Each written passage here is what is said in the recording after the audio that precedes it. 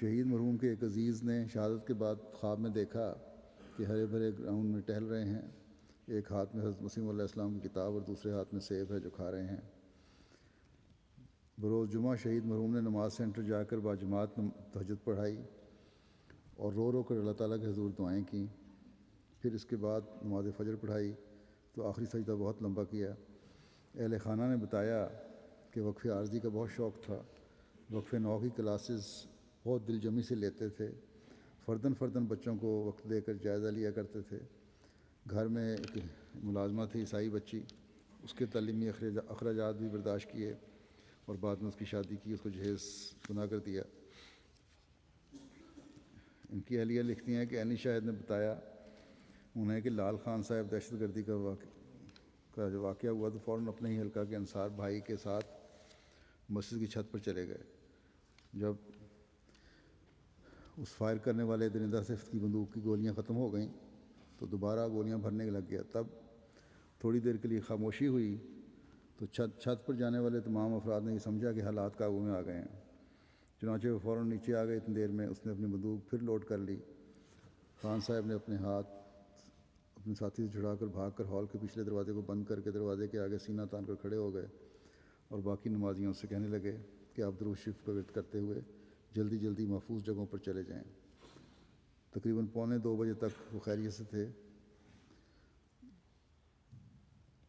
اور دہشت گرد نے جب دروازہ بند کرتے دیکھا تو فوراً بھاگ کر دروازے پر پہنچا اور دروازہ کھولنے کے لیے دھکا دینے لگا۔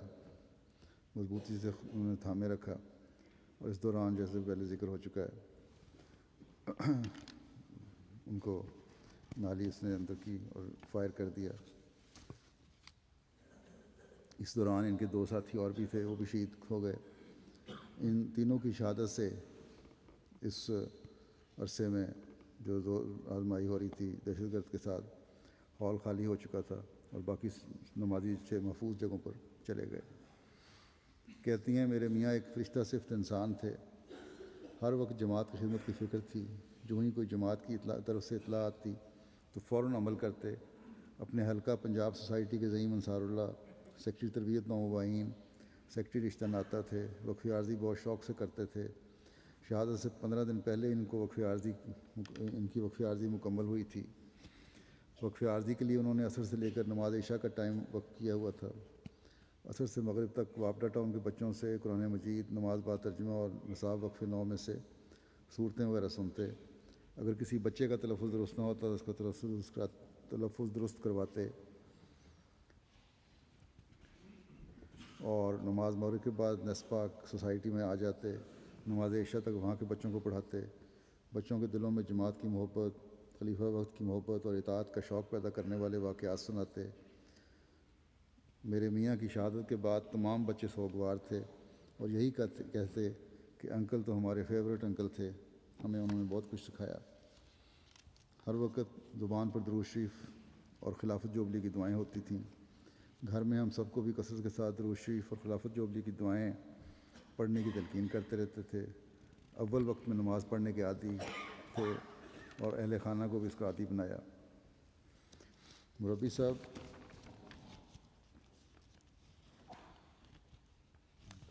اچھا، ایک ان کے اور واقعہ نے لکھا ہے کہ 1998 سے 2001 تک مظفر گڑھ کے امیر ضلع رہے۔ آپ کو جماعت کے افراد کی تربیت کا بڑا فکر ہوتا تھا۔ آغاز اپنے گھر سے کرتے تھے، لوگوں کے آئلی معاملات میں صلح و صفائی کی کوشش کرتے۔ ایک دفعہ شہر سلطان، وہاں جگہ کا نام ہے، میں آئلی معاملہ پیش تھا۔ آپ نے فریقین کے حالات و واقعات سنے اور دیگر افراد سے بھی تصدیق چاہی۔ دونوں خاندانوں کو سمجھایا۔ اس وقت آپ کی آنکھوں میں آنسو تھے اور بار بار یہ نصیحت کرتے تھے کہ آپ حضرت مسیح موعود علیہ السلام کی جماعت سے ہیں، آپ کوشش کریں کہ اپنے گلے شکوے دور کر کے پھر اکٹھے ہو جائیں اور ناراضگی جانے دیں۔ عاجزی اور انکساری کمال کی تھی۔ کوئی معاملہ درپیش ہوتا تو مجلس سے عاملہ کے اراکین کے سامنے رکھتے اور ان سے رائے لیتے۔ آپ نے کمال کی ستاری دیکھی، کسی سے کوئی لغزش ہو جاتی تو اس کے لیے دعا بھی کرتے، مرکز کو حالات لکھتے، آگاہ رکھتے حالات سے، اور اگر اصلاح دیکھتے تو اس کی اطلاع بھی مرکز کو کرتے. جماعت کے لیے ایک پرشفقت باپ کا کردار ادا کیا جب تک یہ امیر ضلع رہے. اللہ تعالیٰ ان کے درجات بلند فرمائے. اگلا ذکر ہے مکرم ظفر اقبال صاحب شہید ابن مکرم محمد صادق صاحب کا. شہید مرحوم عارف والا ضلع لیہ کے رہنے والے تھے. ابتدائی تعلیم عارف والے میں حاصل کرنے کے بعد لاہور شفٹ ہو گئے. BA تک تعلیم لاہور میں حاصل کی. اس کے بعد سعودی عرب چلے گئے جہاں قیام کے دوران 5 بار حج کرنے کی سعادت ملی. پاکستان واپس آنے پر ٹرانسپورٹ لائن اختیار کی اور شہادت تک اسی فیلڈ میں سے وابستہ رہے. 1 سال قبل ماں فیملی بیعت کر کے جماعت میں شمولیت اختیار کی. بوقت شہادت ان کی عمر 59 برس تھی اور دارالذکر میں جامع شہادت نوش فرمایا. شہید مرحوم باقاعدگی سے تہجد کی ادائیگی کے لیے اٹھتے اور نماز فجر ادا کرنے کے بعد کام کے سلسلے میں 7 بجے گھر سے نکلتے. 28 مئی ثانیہ کے دن نماز تہجد ادا کرنے کے بعد تلاوت کی اور نماز فجر ادا کرنے کے بعد ناشتہ کر کے کام کے لیے گھر سے نکلے. کام سے فارغ ہو کر مسجد دارالذکر پہنچے. ثانیہ کے دوران مسلسل بیٹے سے فون پر بات ہوتی رہی تو کہا کہ ہم چھپے ہوئے ہیں، لیکن کہاں چھپے ہوئے تھے یہ نہیں بتایا، اور بتایا کہ فائرنگ بہت ہو رہی ہے، آپ دعا کریں، اللہ خود ہی ہماری مدد کرے گا. پھر بیٹی سے بھی بات کی تو یہی کہا کہ دعا کریں. پھر بار بار فون کرنے سے منع کر دیا. دہشت گردوں کی فائرنگ کے دوران ایک گولی آپ کے کندھے پر لگی. ان کا جسم جو تھا وہ مین گیٹ کے قریب ان کی لاش پڑی ہوئی تھی، جس سے یہ اندازہ لگایا گیا کہ جب آپریشن مکمل ہونے کی غلط خبر پھیلی تو یہ باہر نکل کر آئے ہیں اور مینار پر موجود دہشت گرد نے ان پر فائرنگ کر دی، جس کے نتیجے میں گولی ان کے کندھے میں لگی جو ترچھی ہو کر دل کی طرف چلی گئی. اس کے بعد جب ان کو اٹھا کر ایمبولینس میں ڈالا گیا تب تک ان کی نبض چل رہی تھی. طبی امداد دینے کی کوشش کی گئی لیکن جان بر نہ ہو سکے اور جامع شہادت نوش فرمایا. شہید مرحوم کی اہلیہ بیان کرتی ہیں کہ میں اپنے تاثرات لفظوں میں بیان کرنے سے قاصر ہوں، لیکن میرا ایمان ہے اس قدر پختہ ہو گیا ہے کہ خدا تعالیٰ نیتوں کا حال جانتا ہے، اور وہ جو بھی اپنے بندے کے لیے کرتا ہے وہ انسان کی سوچ سے بھی بہت بڑھ کر ہوتا ہے. خدا تعالیٰ نے میرے میاں کو شہید کا جو رتبہ دیا ہے وہ انسان اصل میں اس کے حقدار تھے، اور مجھے اس پر فخر ہے. میری ساری اولاد بھی احمدیت کے لیے قربان ہو جائے تو مجھے رتی بھر بھی ملال نہیں ہوگا، بلکہ میں خدا کی بے انتہا شکر گزار ہوں گی. شہید مرحوم کے بیٹے نے بتایا کہ ابو کی شہادت سے چند روز قبل میرے ماموں طاہر محمود صاحب نے خواب میں دیکھا، اور جب فجر کی نماز کے لیے بیدار ہوئے تو بتایا کہ مجھے خواب تو یاد نہیں، بس ایک جملہ یاد رہا ہے، پہاڑوں کے پیچھے چھوڑ آئے.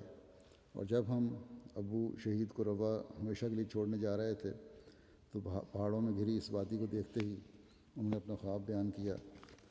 پہلی دفعہ روا گئے تھے اور پھر ہمیشہ کے لیے وہیں رہ گئے. بیٹے نے مزید بتایا کہ ابو ابتدا میں تو جماعت کے شدید مخالف تھے، لیکن پھر خدا تعالیٰ نے ایسا فضل فرمایا کہ سچے دل سے احمدیت قبول کی اور اخلاص، تقوی اور ایمانداری میں اس قدر بڑھ گئے کہ بیعت کے صرف 1 سال بعد ہی شہادت جیسا بلند مرتبہ پایا. 1 سال میں ہی جماعت سے بے پناہ لگاؤ ہو گیا تھا. ڈش اینٹینا لگوا کر MTA بڑے شوق سے سنتے تھے. یہ بھی MTA کا بھی کس طرح بیعت کی، یہ بھی عجیب کہانی ہے ان کی، اس کا ذکر آگے آتا ہے.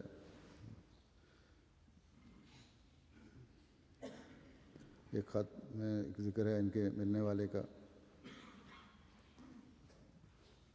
کہ ثانیہ لاہور میں ایک ایسے وجود نے بھی جامع شہادت نوش کیا جس کو بیعت کی توفیق تو اللہ تعالیٰ نے گزشتہ سال ہی فرمائی تھی، لیکن اس تھوڑے سے ہی عرصہ میں ان کو خلافت سے اتنی محبت ہو گئی تھی کہ جب بھی وہ MTA پر پروگرام دیکھتے تھے میرا کوئی تو چہرے کو زوم کر کے اسکرین پر لے آتے تھے، اور جماعت سے اتنا گہرا تعلق ہو گیا تھا کہ ہمیشہ دارالذکر میں ہی جا کر جمعہ پڑھتے تھے، اور باوجود یہ کہ قریب بھی مسجد تھی کہتے تھے کہ مجھے وہیں جانا ہے.